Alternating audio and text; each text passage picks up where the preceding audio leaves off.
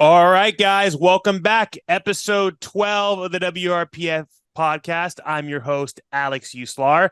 This year, I'm joined by Ashley Contorno. Very excited to have Ashley on. We've been supposed to have her on. We finally got it rescheduled. And if you guys don't know who Ashley is, she's the chief compliance officer in the WRPF. She's been working behind the scenes the last 6 months rigorously with all the changes that have been happening in the Federation. She is also a damn strong power lifter, one of the best 165s to ever walk the earth, boasting a 592 dots in sleeves. Extremely impressive. Looking to make that six, I already know.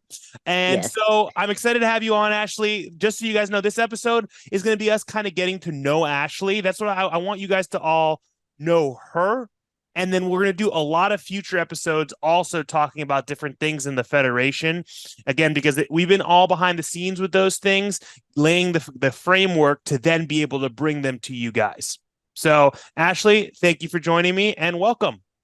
Hey, I am glad to be here. Glad we rescheduled. I do want to address an elephant in the room first. We were supposed to do this last month, and unfortunately, my husband passed away. It's been a lot for me, but I am here. I am doing meaningful things that still bring me joy, which is why I still wanted to reschedule and do this podcast. I'm not trying to put myself out there in an uncomfortable way, but I'm trying to still have some semblance of normalcy and doing my own thing. And I'm not here to talk about that today. I do just want to let everybody know that, I'm doing okay. I'm making it. I found headphones that still make my hair look okay. Like it's the little things in life right now. Well, dude, Ash, I just want to say something that I think I've told you this before, but I have so much respect for you in every regard. I'm someone who very much like questions authority and questions everything in life, hence why I work for myself. And from the beginning, when you came on the WRPF and came on in this higher role and just came and just like this is what we need to do. This is what we need to do. This is what we need to do. You are just a badass. And I'm super excited to be able to talk to you just about your life and everything in general. And we obviously all send our condolences and we're happy, happy, happy that you're here and happy to talk shop with you. So, Thanks. the first question, your nickname is Veggie Lifter, right? So I actually Yeah. want to know where did that come from? Okay, because we know you Ashley Contorno, but a lot of people are like, oh, Ashley, like who's that? Veggie Lifter. Oh yeah, Veggie Lifter, Dr. Ash, right? I feel like in today's day and age, like my Instagram name is like what? Like I call it like just like it's my name when I'm called it. Right. Um, I've never been like a good social media person. So when I found Instagram, I was like, oh, I need a 2-word descriptor that fits my lifestyle. And I'm a vegetarian and I like lifting weights. So Veggie Lifter was born. And when I first started Instagram, I like only posted food. I was really into Pinterest at the time. So it was like me doing Pinterest fail food videos, so I became a vegetarian. It's been 11 years. A lot of people think I'm vegan, but no, I eat eggs. Eggs are like my life. And I do dairy sparingly, but it wasn't, although now it has a moral component to it. My decision to do that was purely for health reasons. Both of my parents got diagnosed with different forms of cancer before the ages of 50. So I was like, damn, how can I control my epigenetics, which means, your non-DNA genetics, to have a less likelihood of chance of having risk of these health issues? And for me, it's not the meat itself, it's the way it's produced and manufactured in the United States. So I was like, I was a broke grad student, college student. So I was like, you know what? I'm just going to cut it out because I couldn't afford, organic, hand raised, farm raised, all that stuff. And it's been, as the years have progressed, it's been way easier than I ever imagined. Now you can go to any fast food joint and get a vegan option or vegetarian option. And lifting, I've loved lifting my entire life. Like I don't have like a cool credo story where I wanted to be a woman that's empowered. It's just like, no, in like high school gym class, I benched like 95 pounds at 13 years old. And I was like, I like this. And I've just always loved lifting weights ever since. I was into bodybuilding, I was into cycling. And then when I found powerlifting, it was like, that's it. Found the love of my life. All right, See you later, everybody. let's run it back. Let's take it point by point because you are accomplished powerlifter, you are a doctor, you are a vegetarian. So let's put it all together. Let's start from the beginning before 13-year-old Dr. Ash went in the weight room and benched 95 pounds. What was your sports background? What were you doing that then led you into the gym at 13 years of age? I was actually a quitter. I did track. I did cheerleading all through middle school and high school. I never quit cheerleading, but I always quit track. I don't know why. I was super fast. I would do all the practices, and then as soon as the season would start, I would quit. I don't know why. I was waiting. I was like, wait, a quitter? Is that some kind of sports position that I Yeah, don't know? I'm not a good sports guy. All right, so you not just fucking quit. Quidditch, quitter. Got it. And then I played softball. Um, I was on like tournament champion teams. I was really good at bunting and stealing bases. I've always been super fast, which is ironic that I love powerlifting because it's not a fast twitch, explosive kind of sport like Olympic weightlifting or something like that. I did a little bit of that with CrossFit, but I don't know. I've just always loved lifting heavy shit. It's just been really fun. And I think no matter what sport I did, I always try to push the weight limit. And I didn't even know powerlifting existed. It definitely wasn't as mainstream, 9 years ago when I found the sport. Um, Well, talk to me that about that in general because you're in your mid 30s, right? 35, 36. 34. So 20 years ago, essentially, is when you first touched a weight for the first time, right? Yeah. Things were not nearly as progressive as they are now in the early 2000s. So how did that look like in sports? Were women doing a lot of weightlifting, or was that something you were doing that your coaches were having you do for softball and stuff, or was that something you were doing on your own accord? It was just something I was doing on my own. I wouldn't say in high school did I really hit the weight room outside of gym class. But right when I got into college and right after high school, I just found some friends who were into fitness and just always kind of stayed in the gym. Even when people would fall off, I was just like, this is my thing. And bodybuilding.com was like my Bible at the time. And it was free back then. Now it's like $10 a month. But you could download their app, sign up for the program you want, and it Oh would yeah. sync to your phone. I did all the dude ones. I was like biggest man on campus, swole bro, like all the dude ones. And I was just like, I want to push this to the max. And I coached myself into doing bodybuilding because I was like, I love this. I want to put it towards something. And bodybuilding was like a very recognized sport in, weight world. So I pushed myself into doing that and I was not good at it. Let's be real. Absolutely. So that early 2000, 2005 to 2010, definitely powerlifting was not known. Olympic weightlifting was not known. If you were going to a gym, it was because you were doing bodybuilding. People knew Arnold, people knew all of that. So you're in college at this point. Had you already known, right, going into college that you wanted to be a doctor? 16 years old, I decided I wanted to be a physical therapist. And it took a really long time to get there. And I almost gave up. And I'm so glad I didn't because of what it's afforded me in my life today. But my mom, I'm from Ohio, and it was snowing. And I was washing the dishes, and we had a little picture window, and there was snow outside, but it wasn't snowing. And I see this huge tuft of snow go by, and I was like, "That's weird." And I go back to washing the dishes. Well, my mom had slipped and fallen outside, and she broke her ankle, and she had what's called a trimalleolar fracture. It's like the most gnarly fracture you can get in your ankle, where you break all three bones of the joint, and they have to surgically put plates on both sides back together. So I just got my license, and I took her to physical therapy. And from the first outpatient session, I was like, "This is what I want to do."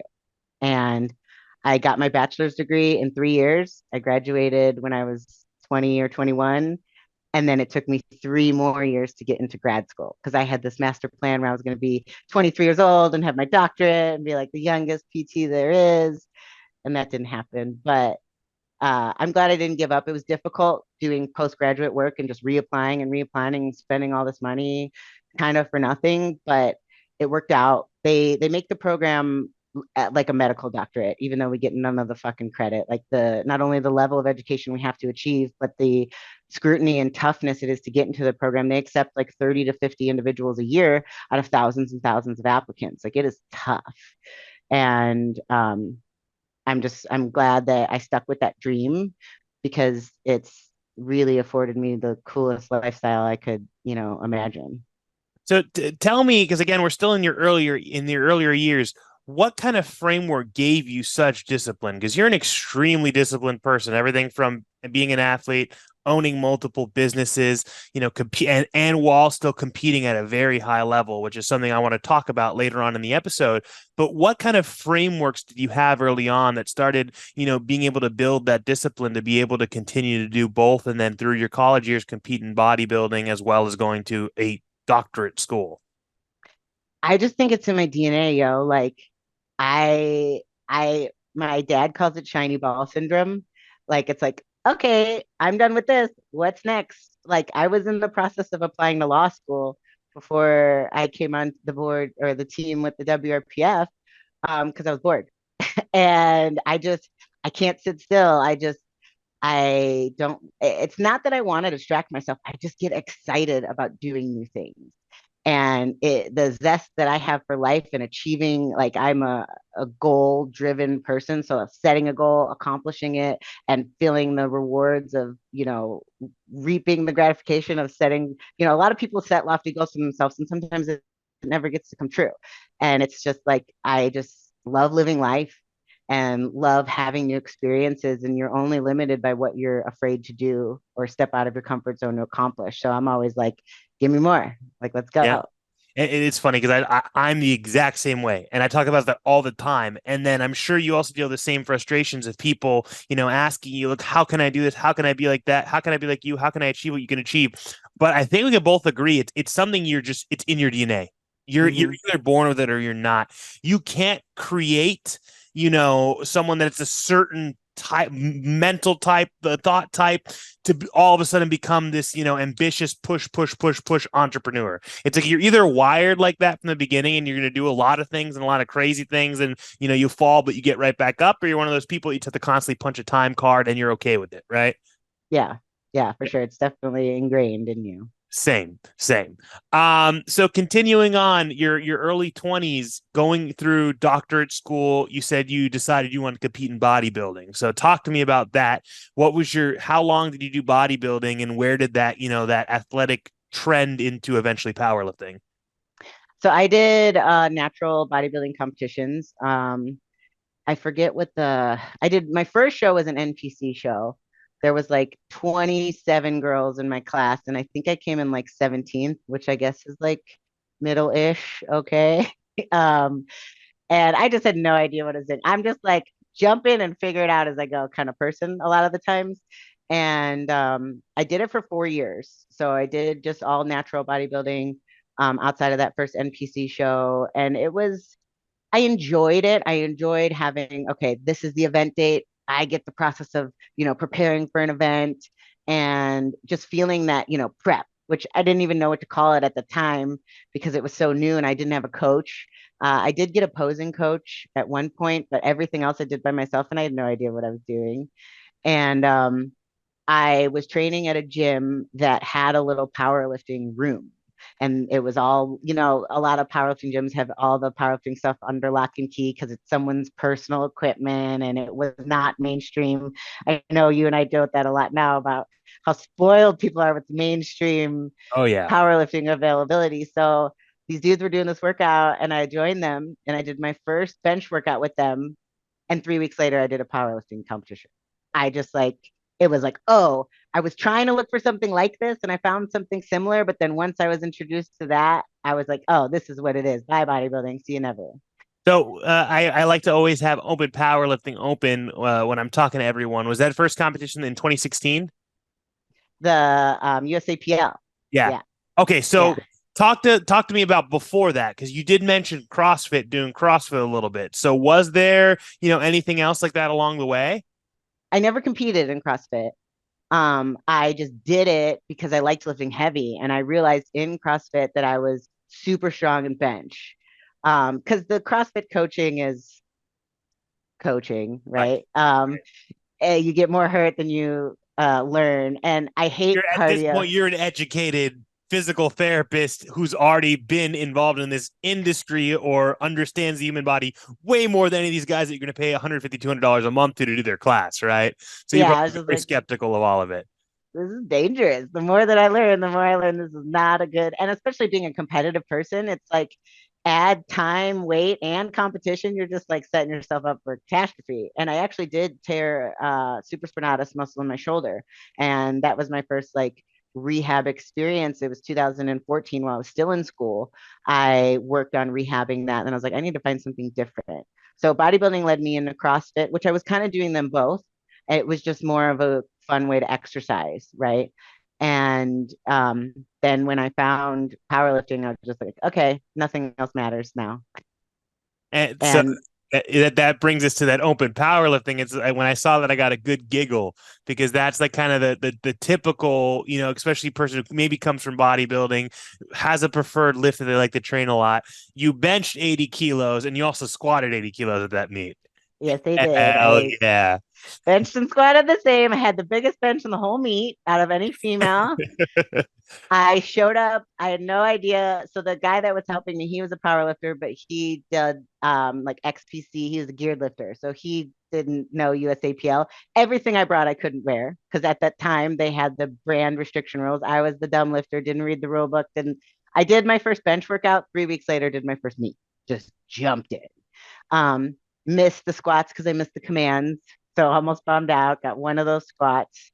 Um, I think I deadlifted like 303, which was pretty good for newbie, novice, power lifter. Like, what did I weigh? Like 130 something, 140 something. I was teeny. Um, and I remember the girl that won, I just looked at her in idolization, like, oh my God. And I mean, her numbers weren't that great, but I was just like, I want to be there. Right. I want to be the best at the meet. And it just took my heart and never let go. And that this is a period 2016 that powerlifting was still very, very much low key. I Mm-hmm. feel like it was towards end of 2016, 2017, 2018 is when things really started getting heightened with, the current US Open. Rum was towards the end at that point. You had a lot of big meets overseas, like Big Dogs and Pro Raw, and all these different meets. And you have people like Steffi Cohen, females powering into the scene. But for that 2016, early 2016, because your meet was in January, still pretty low down there. So again, it's like you don't see all these insanely strong women, then you go to a meet and you're benching more than every single chick there. It's pretty cool, and I can see how it could be captivating. So you said after that you just knew you're like, screw bodybuilding, this is what I want to do.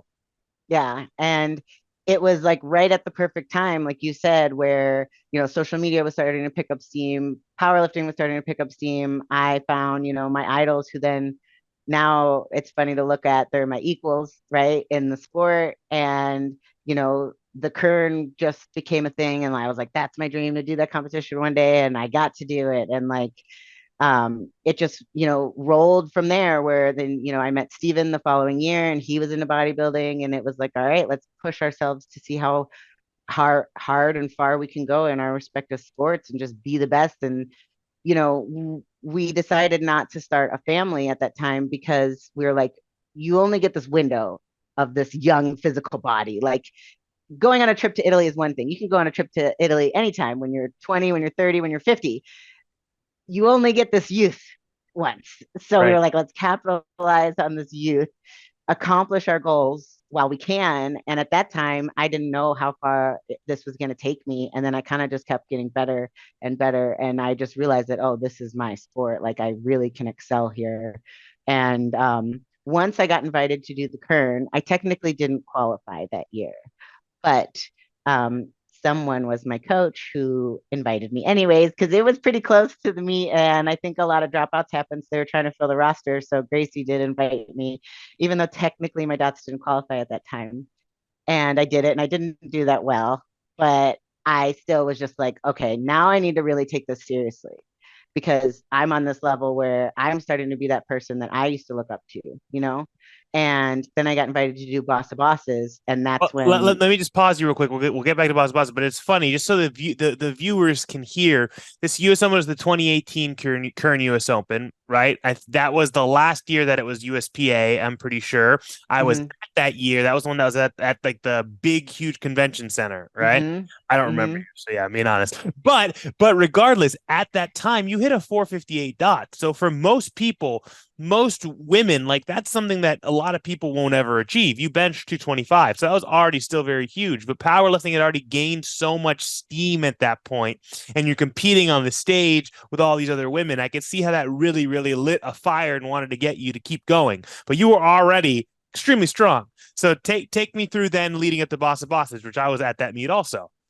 Yeah, I was just like, I got the real invite, like qualified for Boss of Bosses. So then, like, I'm getting chills thinking about it. Like, that's when I was like, okay, this is now not a hobby anymore. We opened the gym in 2018. So the Kern I did right. I was prepping for the Kern as we were opening the gym, which was a lot, but it helped drive my focus into the gym more. And then the gym was open, and I was like, all right, everybody, like, I'm doing this meet. This is the meet. This is my first time to really shine and show the powerlifting world who I am. Because now these notable powerlifters at these bigger meets, like the Kern and Bossa Buses, are starting to get recognized. And, that's when Instagram sponsorships were really cool and all of that monetization started to happen. And at the time, everyone likes the allure of being popular and getting the likes. And I just wanted to be, it wasn't about popularity, but I wanted to be a good role model because I did meet some of my powerlifting idols. And to be honest, some of them sucked once it got to the point of actually meeting them. And I was like, I'm a smart woman. I'm an independent woman. I'm a business owner. I have a lot that I can show people that they don't have to sell out to buy in. You know what I mean? And I was like, I want to be deserving of being on that platform instead of just getting the pity invite because my coach is a part of the meet. Right. And so that's when I stepped it up.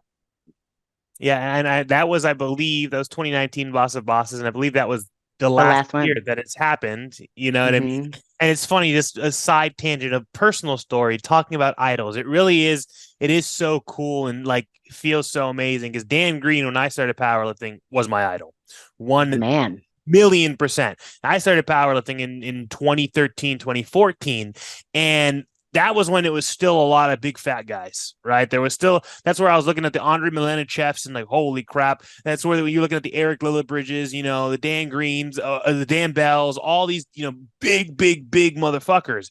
And then you got Dan Green, who looks like a bodybuilder. And Mm-hmm. I still to this day, the way that I bench is because I watched so many Dan Green videos, dropping the bar, completely releasing it, so unconventional, sinking it into your chest and just exploding up, looking like your rib cage is going to break. I was like, look at this guy. It's got to be like this guy. And literally now I met him. I got invited to Boss of Bosses. I competed. I've been there.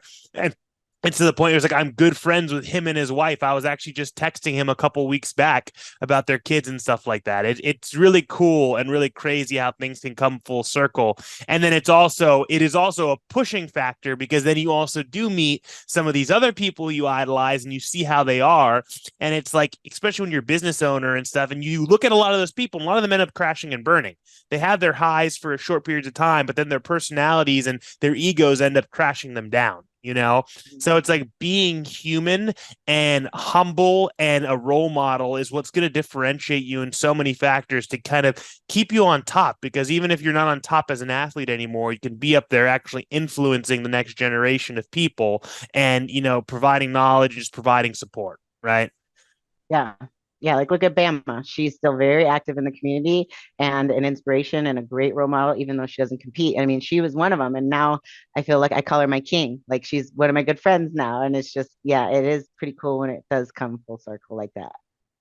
So take me then after Boss of Bosses 2019, leading into your next meet. So you hit a very impressive 528 dots there at Boss of Bosses, but things didn't slow down for you. You kept pushing, you kept progressing through COVID, etc. Talk to me about that. Yeah, I did. After Bossa Bosses, I did another meet like 6 weeks later, I believe was the San Diego Fit Expo.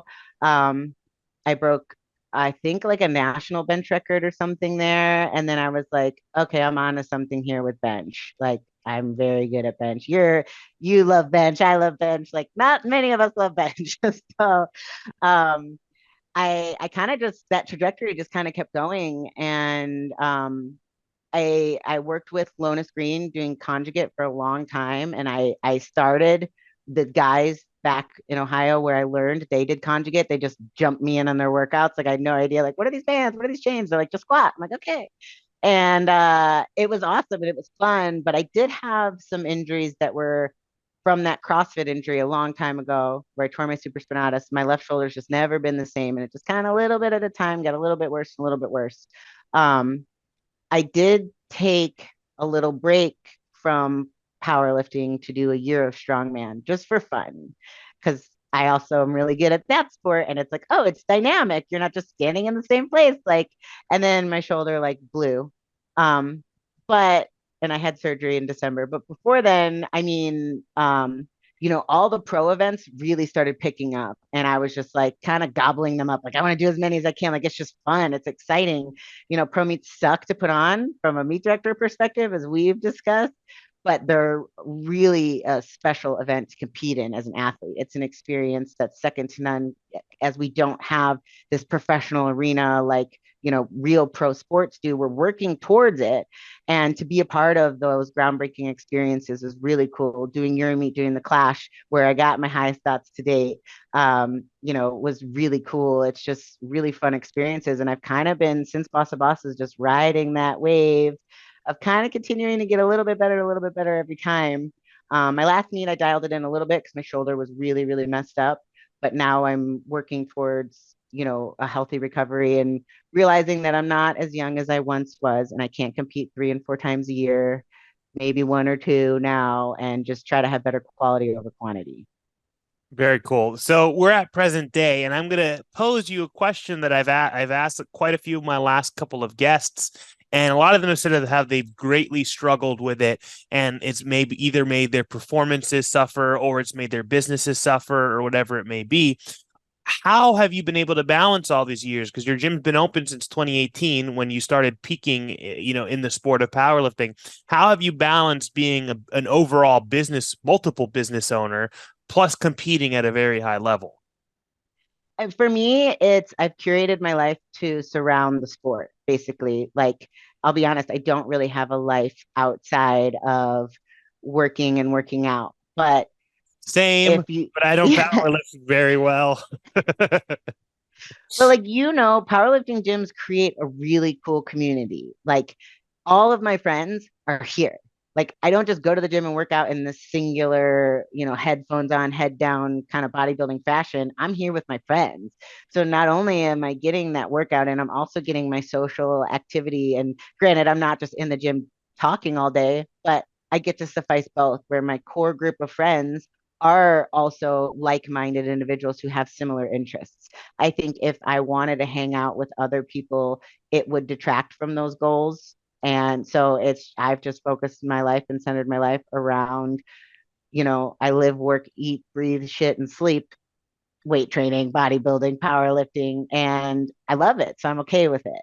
But I really had to remove any other extraneous factors from my life that could deter from the protocol. And it's like, yeah, it'd be cool to go to that barbecue, but I also have to hit this bench day. And right now, that's where my priorities lie. And I'm okay with that choice. A lot of people struggle with FOMO and wanting to do both. But if you want to be at the elite level, you have to make those elite sacrifices too. Agreed. And two things to kind of touch on is first, a lot of people shame. I've seen people making memes, people in my own gym, people in the fitness industry in general, and like talking shit to people like, oh, you're at the gym 4 hours socializing like a club. You know what? There's nothing fucking wrong with that. You know what I mean? Like that's Yeah. cool. That's same thing to me. I work from home most of the day, handling the other aspects of my business, and I get excited at the end of the day to go into my gym that I own. And a lot of the time I end up just hanging out with my friends, even on a rest day. And I'm hanging out there for, 3, 4, 5 hours, hanging out with all my members who are also my friends. And on the same side of things, it gets me so excited that members on their rest days, a lot of time just come in just to hang out. They're not even working out. They know their friends are going for a heavy day or whatever it may be. And some members spend 4 or 5 hours there in the gym, 2 hours on the sofas hanging out. Then they go get their workout in. And so many people freaking hate on it. And you know what? Screw you haters, because there's nothing wrong with that. And it's like we have great qualities of life and we're super happy with those friend groups. Just because you're not nice enough to make friends, stop being lame. Yeah. Yeah. I mean, the alternative is you sit on the couch for 4 hours at home at night, or you go to the bar for 4 hours and spend a bunch of money. And it's like, those are your choices and you can have them. This is mine. This is our life, you know? Exactly. And I think another differentiating factor is because again, we talked about what separates different, what separates someone from being a true entrepreneur and someone who's just going to be someone who punches a clock.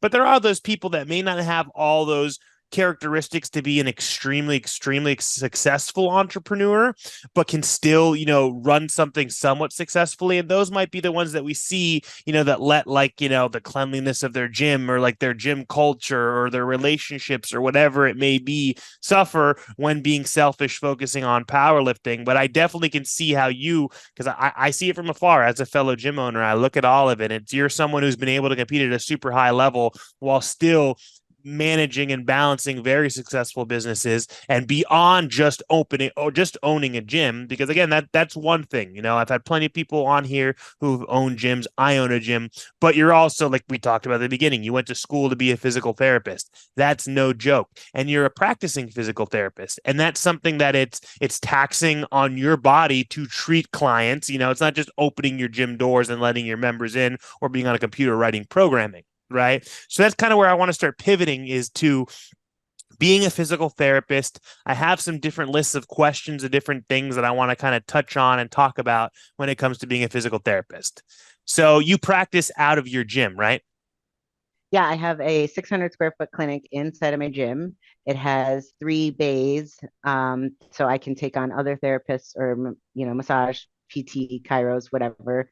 I treat on my rest days because it is physically labor intensive, and although it doesn't make for a super restful day for me, it still is great that I have those dedicated days to do so. So I guess I do want to backtrack and touch on how am I successfully managing all of these elements, multiple Yes. businesses, being the elite athlete, being a wife, being a dog mom, all that stuff.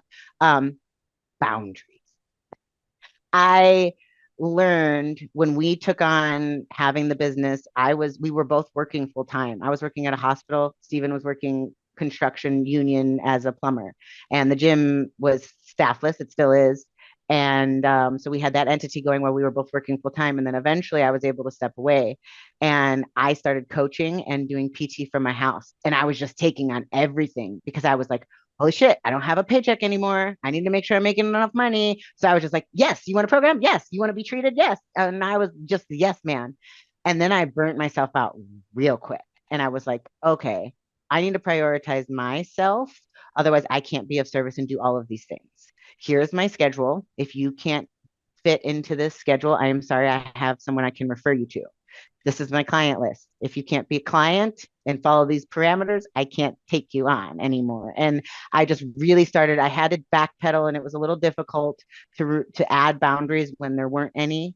But having those set boundaries so that I have my free time scheduled, I have my PT time scheduled, I have my training time scheduled, it's a little robotic, but it also is freeing in that I'm not taking every available minute of my day and giving myself to other people.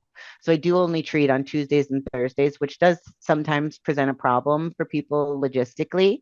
I have made a name for myself in the field of physical therapy where I've had people fly in from other states, fly in from Northern California, drive in from several hours, and I will make weekend accommodations for special circumstances like that. But for the most part, I stick to my days because PT is something I'm super passionate about. And with what I've learned with powerlifting and with the knowledge I have with my doctorate in PT, it's like the best marriage you could ever want.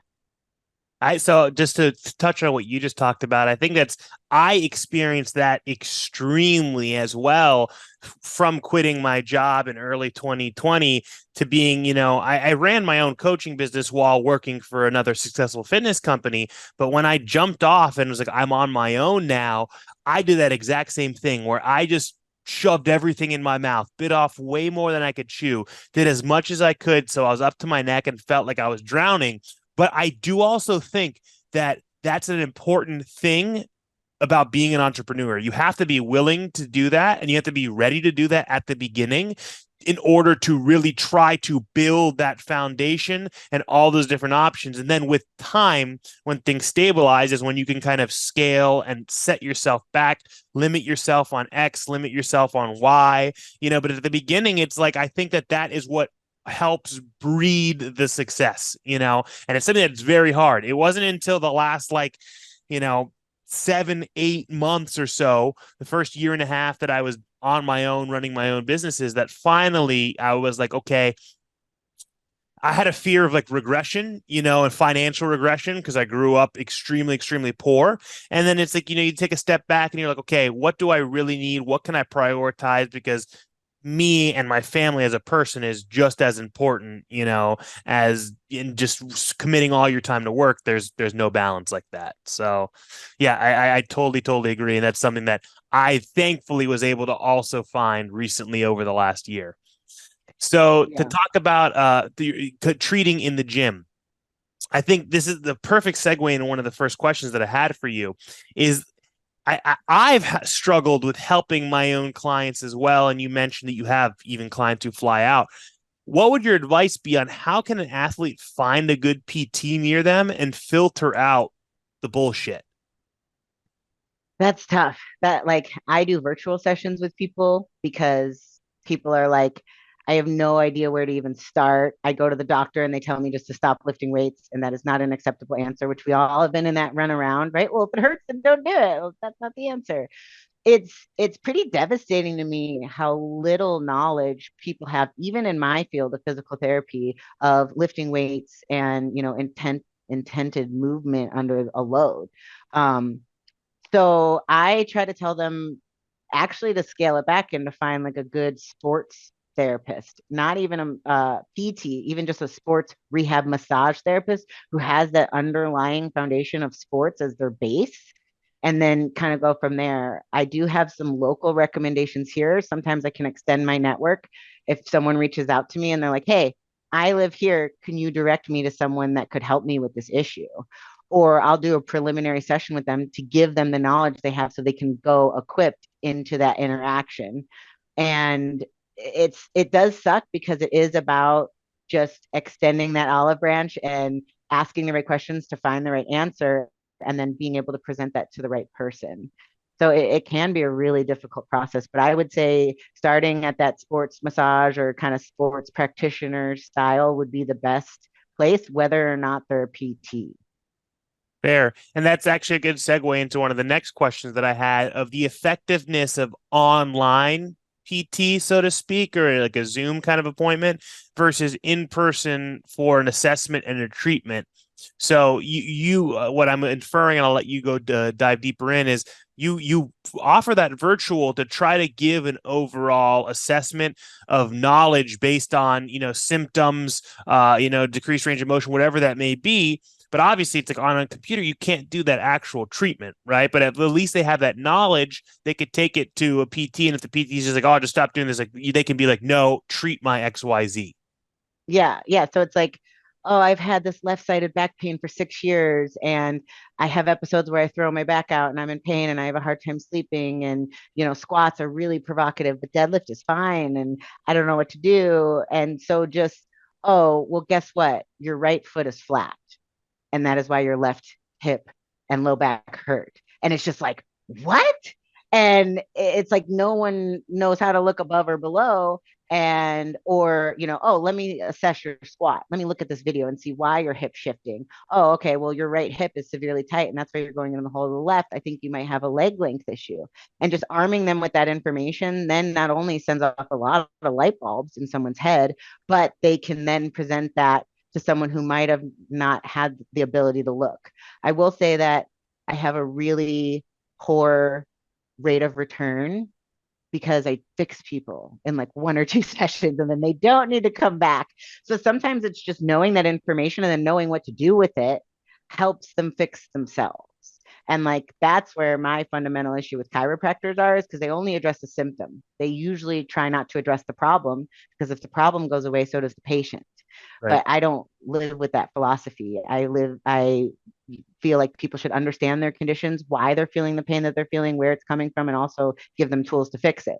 So even if I give them some rudimentary tools to take to someone else, that's better than nothing. I like that. So that kind of segues in. You mentioned chiropractics and like kind of the bullshit, quote unquote, kind of almost pyramid scheme kind of thing they have going on. But for continuing in physical therapy, what's some of the most common bullshit you see in the PT field that just grinds your gears? Um, I think that depends on the patient population. I'm pretty lucky where I see really motivated people. I honestly think insurance is just the worst for both reasons. One is people just coming just to get treated because they have the visits, which is where chiropractic medicine pretty much is. The burden, the barrier to entry for chiro is way low. Like you don't need a referral. You usually get a guaranteed amount of visits per year, no matter what, and you can just keep going. PT, even though almost every state in the United States has direct access, meaning you can just come see me without a referral, you still need one within 30 days. And it's like, oh, if you have something going on with your shoulder and your hip, and your doctor only writes you a prescription for your hip, I have to stop treating your shoulder. So it's just like the limitations of what insurance does to the care that people need to me is just BS. Um, People thinking that a disc herniation is a death sentence is BS. And so a lot of misnomers of like the general medical community of like, oh, I have a 5 millimeter herniation at L405. I can't do this anymore. Like, no, that's not what that means. Like, chill out, take a step back. Just because you got that diagnosis doesn't mean that it's over. And, kind of unraveling some things that people have learned. Like I would rather have a brand new lifter than someone who has bad habits that I have to unteach. Kind of the similar situation there where it's like I want a blank canvas that I can just tell them what's up as opposed to having to unwind some preconceived notions that maybe the medical community has put out there. That makes sense. So, a question that I actually have that I've been curious about. So, you meant, chiropractic, obviously, like you said, insurance, you have these set amount of visits, go use them, whatever, to get your spine moved, whatever it is. Do you have any feelings or thoughts on like preventative physical therapy or even just like, systemic that, someone just building a lot of inflammation in a meat prep and they want to get treated and they want to get, this, that, and the other? Is that something you do, or because your time is so limited, you don't do it as much, but you are a fan of it? Yeah, so I do cash pay. So I treat under the umbrella of wellness, meaning it's all considered like preventative care. I just can't treat anyone who has Medicare because you're not allowed to cash pay when you have Medicare. You have to bill their insurance. So I would say that a lot of the stuff I do, it's about 50-50 of preventative, like, oh, I'm feeling tight. Like, let's just take, control of this. I think if you drove your car for 5 years and never got an oil change and then the engine broke down, you'd be like, well, should have done some maintenance. Very similar to the body. Like if you're putting that many miles of abuse on your body with lifting weights, it's going to take a toll and you're going to need some preventative maintenance. I don't care how much stretching and mobility and functional bullshit you do. Sometimes it needs more than what you can do to yourself and the forces that you can apply to yourself. I believe that stretching is hyper sensationalized. Like I'm a functional person. Like, can you wipe your ass? Can you tie your shoes? Well, why do you need to touch your toe from behind your head to your nose? I don't know. I think that we've kind of gotten away from a lot of that. I feel like maybe 4 or 5 years ago, it was the biggest thing to be super mobile in everything that you do. A lot with CrossFit. And yes. And I'm like, okay, well, is this ritualized or is this necessary? Let's dial it back. So I'll investigate people and kind of examine the routines of like, okay, you're spending 47 minutes warming up. Something's wrong here. Like, Right. y- you know, um, let's do what you need to do to get the structures warm and get the blood flowing that you need to get. And let's get under the bar because that's the meaningful part here. I like that. I like that. I like that. So that's very, very cool. I hope you guys enjoyed all that insight and kind of the physical therapy side of things. I don't think that there's many, there's some, but you're one of the only ones that I know that's a high level power lifter, also a physical therapist who's also putting out free knowledge on their Instagram, doing these different videos and stuff like that. So if you guys are feeling aches and pains, hit up Dr. Ash. I know she has her booking on her Instagram, on her website. We'll have her plug it there at the end. But moving on back to kind of the athletics and the current present day, right?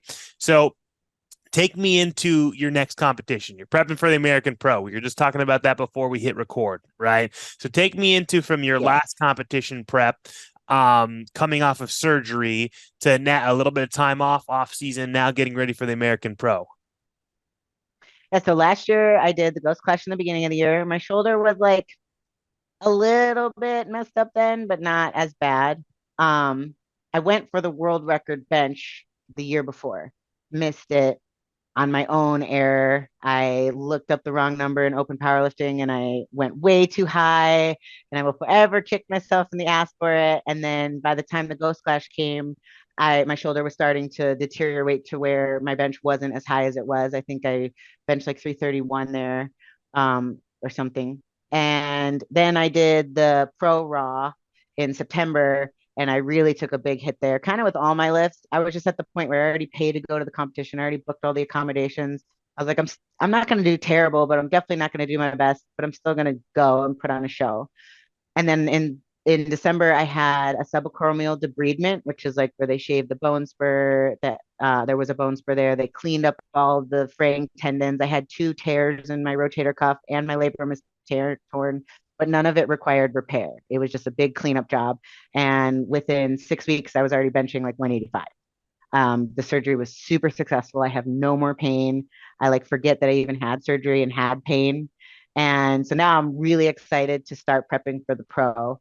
I was questioning whether or not I should do it with everything that's going on in my life, but my husband was like my number one cheerleader, still is. I hear him in my head like, I'm gonna be so fucking pissed at you if you don't fucking go for this bench record again and try it and like, do your best. So I mean, the pro is an amazing event. Like the pro events that the WRPF puts on are there's no other federation that can even hold a candle.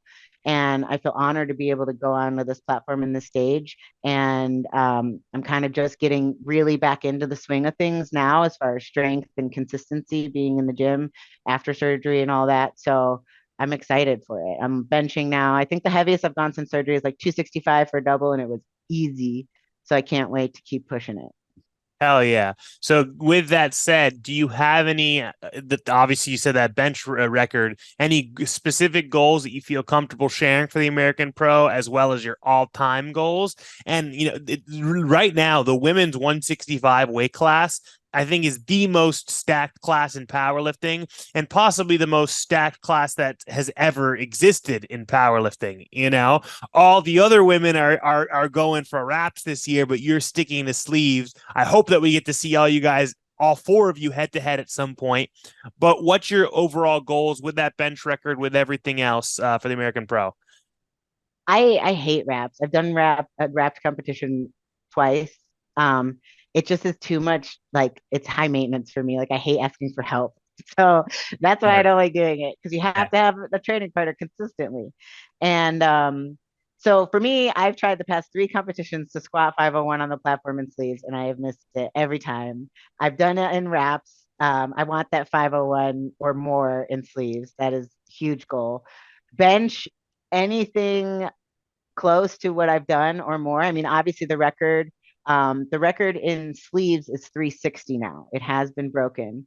I don't know if that's going to happen at this meet, but I'm also not counting it out. My highest current bench is 336, which still holds, I think, the third bench, second or third bench in this weight class ever. Third. So I would love to at least hit that or more. And deadlift has always historically been my slowest progressing lift, but I recently just changed my stance a little bit and things are going really well there. So 551, so 501, 342, and 551. I would be a fucking pig in shit. That would get me over my 600 dots, and I could be like, all right. All right. Hell yeah. That 600 dots is a big milestone. Not many people have hit that or can say that they've ever hit that, and yet alone raw in knee sleeves. So I like it. I like it. I'm super stoked. More than half the guests that I've interviewed on here are all prepping for the American Pro.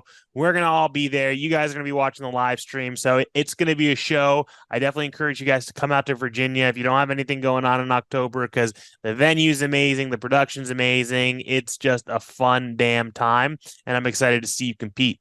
So moving on from that, we had some Ask Me Anything. You had posted up an Instagram story of some things that you guys want to hear. Now, a lot of the questions you guys had for Ash and myself were regarding different things in the Federation. So we're gonna lightly touch on some of them, but we're gonna do another episode soon with Ashley where we dive into a lot of the changes and things that are coming in the Federation. And a lot of people have been asking about 2024 Nationals and some other things going on. So we'll be making those announcements soon, but we'll briefly touch on some of these questions. This first one is a pretty just a blanket question, so it's a good one to get into. And it's, why did you choose the WRPF?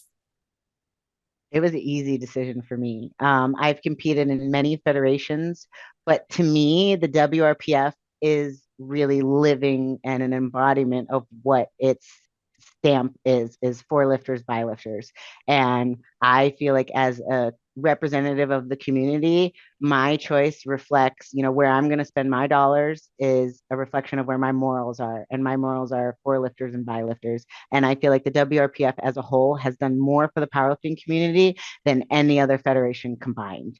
They really care. Russell has invested a lot of his own money into making this something great, and it's really starting to turn around in our favor. And I got some personal phone calls from some high ups and some other federations once I announced that I was a WRPF meet director. And they were like, "Why didn't you choose us?" And I was like, "I'm going to speak with my dollars where my morals align." And it was a easy choice for me, honestly. And I think another important thing, and again, you guys can think we're biased, but the proof is in the pudding, is the constant progression, right? And progress, no stagnation. If you look at a lot of the other federations, things have been the same for years and years and years, with tons of opportunities for change, with tons of opportunities for growth, and none have really happened. And there's constantly things changing behind the scenes, but then also that are very clearly before your guys' eyes, whether it's with all of our pro level meets or just how we're, changing administratively things, rules, listening to everyone, all of the policies, everything constantly changing, constantly progressing, because once things stagnate is when, things can just go downhill. So it makes sense. Couldn't agree more. Um, a next question, would we do a Nationals preview show on the podcast? So Ashley and I were talking about this beforehand. They have a lot of announcements coming soon for 2024 Nationals, but this year's Nationals, absolutely. I think something like that, Garrett and myself and Micah will do, getting closer to the competition. I'm planning on being at Nationals as well, hopefully having a ghost booth set up and recording some podcasts even there live. Potentially after each day or at the end of the weekend and talking about all that. So yeah, you guys will definitely hear a good preview show and plenty of stuff leading up to Nationals. Any things that you want to touch on regarding this year's Nationals or next year's Nationals, Ash? We knew that, inherently this is our opportunity to shine, to show lifters who we are and what we are. So we're really trying to make the event the best that it can be. I'm going to be the only WRPF staff member that's not going to be there because of prep with the American Pro. I didn't want to put myself in that situation.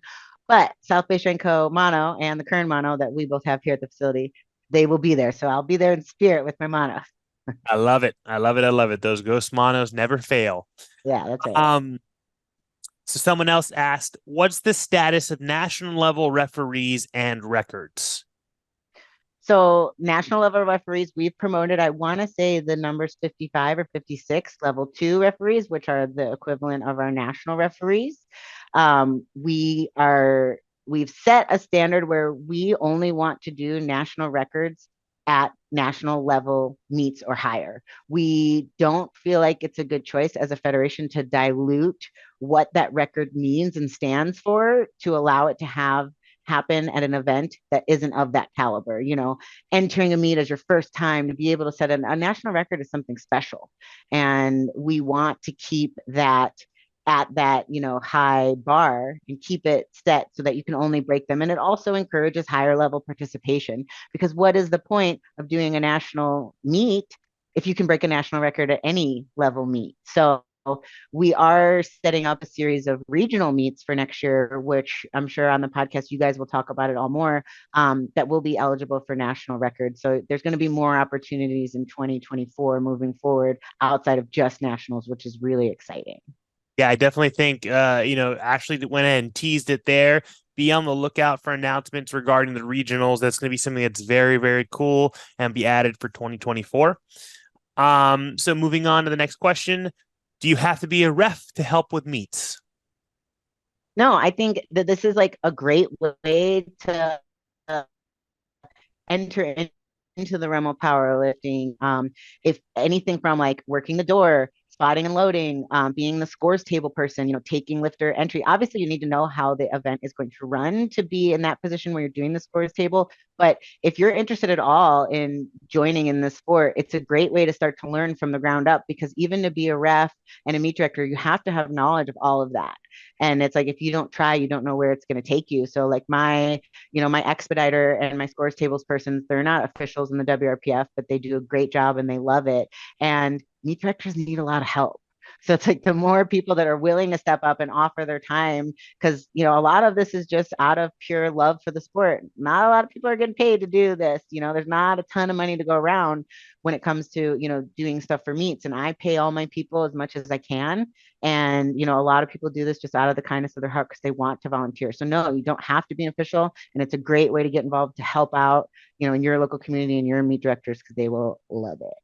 And we both know having gyms that are slammed full of equipment. Hell, we need help the day before. You want to come help? You don't need any knowledge of anything to help me move these billion pieces and put them in a damn U-Haul or in the back room, right? Yeah, yeah. So lots of hands needed when it comes to what goes into running a meet. So definitely reach out to your local meet director about any event that you want to be a part of and be involved in. Final question. I think you could touch on it and answer it. We're also going to have Albert Alvarado on an episode very, very soon, who's our head of drug testing, to dive more into things regarding drug testing and questions with that. But the question was, are there medical exemptions?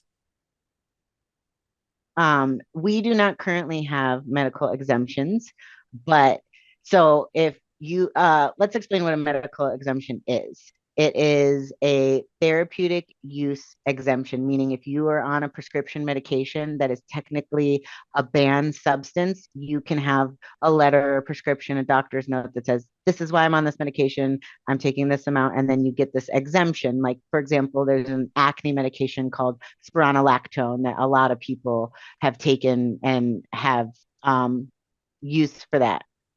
But we don't do that as of right now. That is something we might be looking towards in the future. So, as it stands right now, if you are taking a substance that would be considered a banned substance based on our drug testing protocols, you just have to compete as an untested lifter. That is a question that we get frequently, and I do feel like it's appropriate to answer. Albert can definitely go in more into depth, but for right now, that's just not something that our federation does. But as we grow our drug testing division, because it is such a big part of the sport at the local level, drug testing way outperforms the non-tested side. That we're looking into expanding our processes too. Awesome. Yeah, I'm definitely excited to have Albert on. When we have him on in a future episode, guys, we'll definitely dive into what specific things are banned versus what's not banned, what goes into receiving a ban, etc. So we'll be planning that episode very soon, and we'll make sure to put up Q&As for you guys to ask more questions. Because again, we're always progressing, we're always evolving and listening to you guys to make it the best federation and make the meets the best experience possible. So Ash, I thoroughly, thoroughly enjoyed this. I'm glad we got to catch up, shoot the shit, and I could hear your life story. Thank you for hopping on. Let the people know where they can find you besides on the American Pro platform in October. Sure. My Instagram is veggie lifter, veggie_lifter. South Bay Strength Co. also. I do have a YouTube, but it sucks. So Instagram is the main way to find me. I do post a lot of educational content. That's something I'm super passionate about. I do it for free. I do it because I love it. I call it Dr. Ash explaining shit. I do videos from, teaching how to set up for a bench or, what your tight hips might do to your back, all over the board. I take suggestions and I'm always open to having people reach out to me to say, oh, it'd be great if you did this and shared this because this is a huge concern. And I just really want to leave my legacy with helping others with the tools that maybe I didn't have when I first started.